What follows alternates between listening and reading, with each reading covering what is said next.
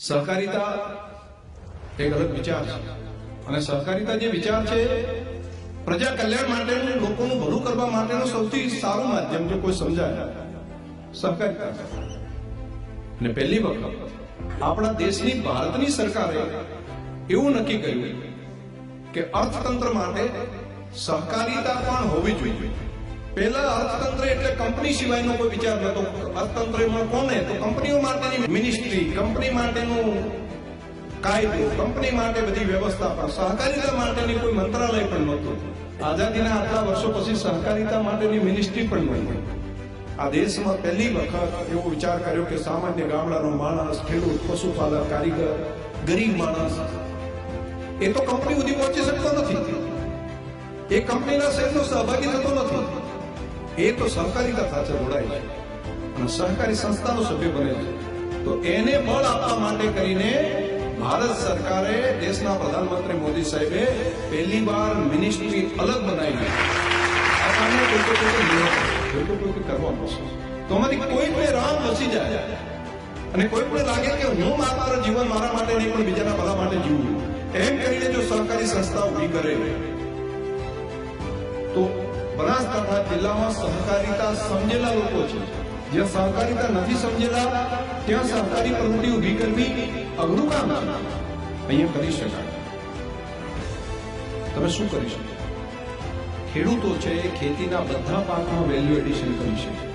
મગફળી છે તેલ બનાવે, રાયડું છે એમાંથી ઓઇલ બનાવે, કપાસ છે તો એમાંથી કોટન માટેની વ્યવસ્થા કરે, એમાંથી જીનિંગ કરે, વિવિંગ કરે, ફાઈબર બનાવે, ફેશન ડિઝાઇન સુધી કોઓપરેટિવને લઈ જઈ શકે. જો એક જીવન પોતે નક્કી કરે ને આમાં 100% સફળતાની ગેરંટી છે. માત્ર બે બાબતો છે: સતત પુરુષાર્થ અને પૂરેપૂરી પ્રમાણિકતા. પૂરી પ્રમાણિકતા અને પૂરો પુરુષાર્થ, જો બે વાત સાથે કામ કરે તો કોઈ પણ વ્યક્તિગત સંકલ્પ હું કરું છું તો સંકલ્પ સફળ થાય ન થાય. બીજું એક સહકારિતાનું કામ છે આઈટી સેક્ટર. હવેનો ટેકનોલોજીના સમયમાં કોઈને મોબાઈલના આટલા બિલ ભરવો પોસાશે. આ સમયમાં મોબાઈલનો ખર્ચો કઈ રીતે ઘટાડી શકાય એ માટેની કોઓપરેટિવ સંસ્થા જો બનાવી શકાય તો આનું વોલ્યુમ ગણતરીના વર્ષોની અંદર ઘણું મોટું બની શકે. આના પછીનો તરત જ આવશે આઈટી, પછી એઆઈ. અને એઆઈમાં બધા કામ માટે લોકો એના ઉપર આધારિત થઈ જશે. તમે 10 વર્ષ પહેલા એવું નતા વિચારતા કે મોબાઈલની આટલી જરૂરિયાત થઈ જશે. આજે હું કહું છું કે એઆઈની એટલી મોટી જરૂરિયાત ઉભી થશે કે એઆઈ વગર ચાલશે. એઆઈમાં જો આરએનડી કરવાનું કામ કરે તો દેશની મોટી સહકારી સંસ્થા થઈ શકે. દિવેલાની અંદરથી 150 વસ્તુ બની છે અને જે એરંડો આપણે 1715 વેચીએ છીએ એમાંથી વેલ્યુ એડિશન કરીએ 4000 રૂપિયા મળી શકે. એમાંથી જે બંડની મોનોપોલી છે, દુનિયાની અંદર માત્ર ગણતરીના દેશોની અંદર એરંડા થાય છે અને એરંડા વગર ચાલે એમ નથી આખા વર્લ્ડને.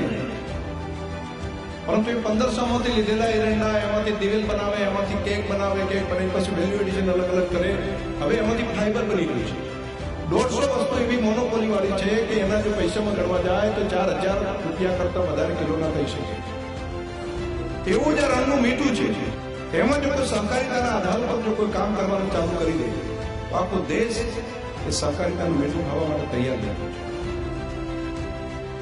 એક ટીમ જો કોઈ બની જાય અને સહકારી ધોરણે જો કામ કરે, સારી બ્રાન્ડ ડેવલપ કરે, ક્વોલિટી ઉભી કરે, પોસિબલ છે.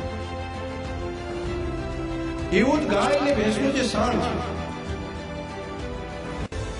છે એ મોટી વેલ્થ છે. એનું જો વેલ્યુ એડિશન કરીએ તો જબરજસ્ત બદલાવ છે. આપણે એક પંપ કર્યો છે ડેરીના માધ્યમથી, બીજા નવા 3 ચાલુ કરી દીધા છે. આ વર્ષમાં 4 ચાલુ થશે. ગેસ પણ બનશે, જમીનની ગુણવત્તા સુધરશે અને છાણના પૈસા મળશે. આ સહકારિતાથી કરી શકાય. એવું જ દેશી ગાય માતાનું ગૌમૂત્ર છે. એનું જો વ્યવસ્થા ઉભી કરીએ તો એમાં એટલા તત્વો છે કે ખાતરની આખી ફેક્ટરી અથવા જંતુનાશક દવા બહારથી લાવવાનું બંધ કરી શકાય એટલી તાકાત એમાં છે. આ ગાડીઓ વેચવાનું કામ છે ને, રિસેલ કરવાનું, એમાં સહકારિતા રહેશે.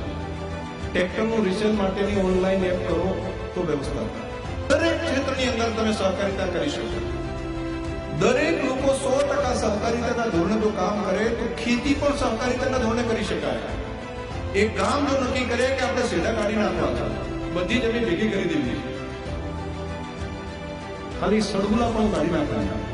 આખા ગામની ખેતી આજે મળે છે એના કરતા 10 થી 20% નફો વધારે મળે. ગાયો ભેંસોના તબેલામાં પણ એવું કરી શકાય. એક ઇન્ડિવિજ્યુઅલ છે, 4-4, 5-5 જણા ભેગા થઈને વ્યવસ્થા કરી શકાય. બ્રીડિંગનું કામ જો કોઈ સહકારી ધોરણે કરે તો એકલા પંજાબનો ધંધો દર વર્ષે 2,500 કરોડ કરતા વધારાનો વાછડીઓ આપવાનો છે. દર વર્ષનો 2,500 કરોડ રૂપિયા આ બનાસકાંઠા કરી શકે. સારી બ્રીડની વ્યવસ્થા અમે કરી આપીએ.